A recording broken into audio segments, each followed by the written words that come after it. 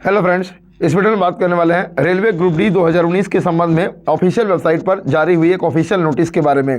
तो क्या है जानकारी, सारी जानकारी आपको डिटेल में मालूम चल जाएगी। उससे पहले यदि अगर अभी तक आपने उमंग स्टडी यूट्यूब चैनल को सब्सक्राइब नहीं किया है तो सब्सक्राइब करके बेल आइकन को जरूर दबा दीजिएगा रेलवे भर्ती की हर पल की अपडेट के लिए। दोस्तों, वीडियो स्टार्ट करो उससे पहले आप सभी स्टूडेंट्स के लिए एक इन्फॉर्मेशन है कि चक्षु प्रकाशन की तरफ से असिस्टेंट लोको पायलट भर्ती 2024 को टारगेट करते हुए एक स्टडी गाइड आ रही है। इस पर्टिकुलर स्टडी गाइड को जब आप लोग परचेज करेंगे तो कुछ इस प्रकार का कंटेंट आप सभी स्टूडेंट्स को देखने को मिलेंगे। यहाँ पर स्टार्टिंग में एग्जाम पैटर्न के बारे में बताया गया है। उसके नीचे जाएंगे तो यहाँ पे आप लोगों को कुछ सॉल्व पेपर मिलेंगे। भाग 1 में आप लोगों को रीजनिंग मिलेगा, भाग 2 में आप लोगों को जनरल नॉलेज मिलेगा, उसी तरह से भाग 3 में आप सभी स्टूडेंट्स को मैथमेटिक्स मिलेगा।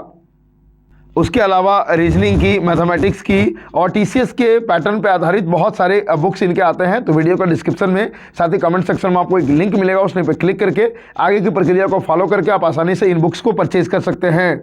दोस्तों, वीडियो को स्टार्ट करने के लिए हम लोग आ चुके हैं railway recruitment cell eastern railway को ऑफिशियल वेबसाइट पे। यहाँ पे नोटिस बोर्ड वाले सेक्शन में जाएंगे, यहाँ पे स्क्रॉल डाउन करके नीचे जाएंगे तो यहाँ पे आप सभी स्टूडेंट्स को एक अपडेट दिखेगा जहाँ पे न्यू का टैग लगा हुआ है, provisional part panel against RRC CN number 1/2019। इस लिंक पर जैसे हम क्लिक करेंगे आपके सामने इस तरीके का एक नोटिस ओपन होगा।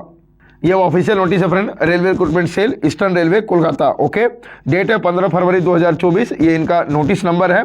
यहाँ पे देखेंगे तो यहाँ पे बताया गया है provisional part panel against RRC CN number 1/2019 for railway recruitment in level 1 post as per 7 CPC। आइए आगे देखते हैं इस नोटिस में क्या कहा जा रहा।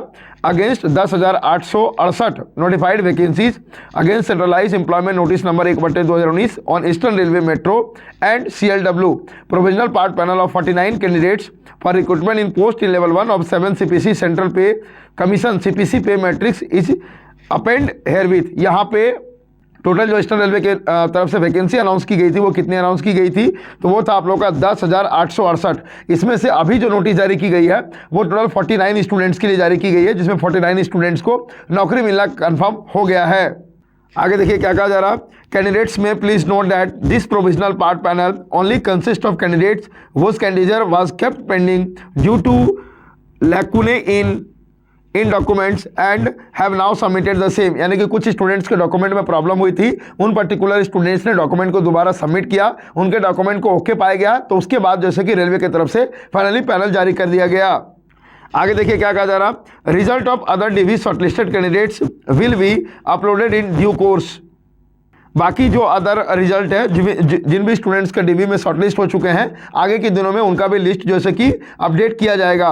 This panel is purely provisional and does not confer any right to any candidate for job in railways. Railway की तरफ से ये जो पैनल जारी किया था ये प्योर तरह से प्रोविजनल है, इसके आधार पर आप रेलवे में नौकरी का दावा नहीं कर सकते हैं।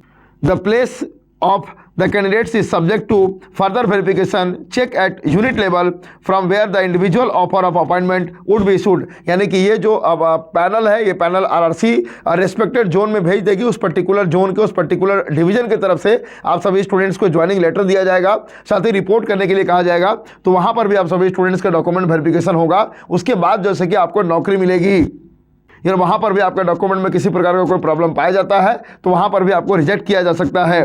बी पॉइंट में कहा जा रहा the allotment of post for candidates is as per merit medical status and availability of vacancy as per option provided by the candidates in their online application. यानी कि पोस्ट का जो अलॉटमेंट होता है वो पर्टिकुलर 3 बातों को ध्यान में रख करके होता है कि आपका मेरिट क्या है, सेकंड आपका मेडिकल स्टैंडर्ड क्या है, तीसरा आप लोगों ने जो एप्लीकेशन फॉर्म में जो पोस्ट प्रेफरेंस भरा है वो क्या भरा है, और चौथा जो होता है वो ये होता है कि जो भी आपको पोस्ट मिलने वाली है वो पर्टिकुलर पोस्ट की वैकेंसी खाली है या नहीं है। इन चारों बातों को ध्यान में रख करके आप सभी स्टूडेंट का पोस्ट अलॉटमेंट किया जाता है।